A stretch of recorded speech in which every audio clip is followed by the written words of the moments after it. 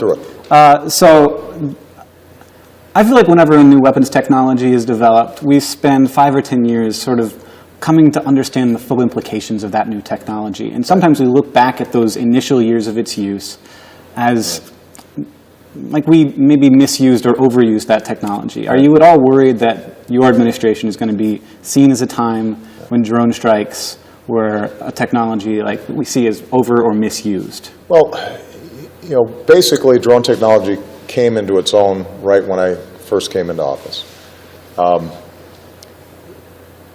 We have tried to put a series of constraints on how it's used, but understand that our goal has always been, how do we target very specific terrorists who are proven to be trying to kill us, or more frequently kill innocent Muslims in their home countries?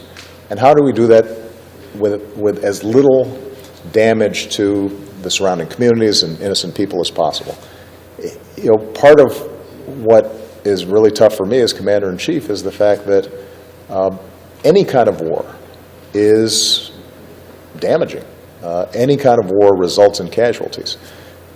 And in fact, the sort of damage that may have taken place with a drone strike is always significantly less than if I ordered a raid into a village where a high-value terrorist target was. So you take the bin Laden operation in Pakistan, for example.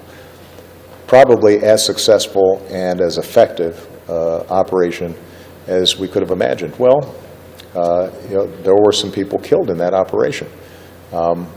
And the truth of the matter is that anytime we're going after terrorists who are embedded in communities, there are dangers there.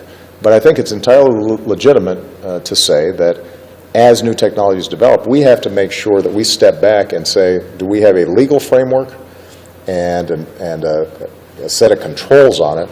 Because I think what people worry about is that it's a little more antiseptic than when we send troops in, that it may seem as if there's no cost to it.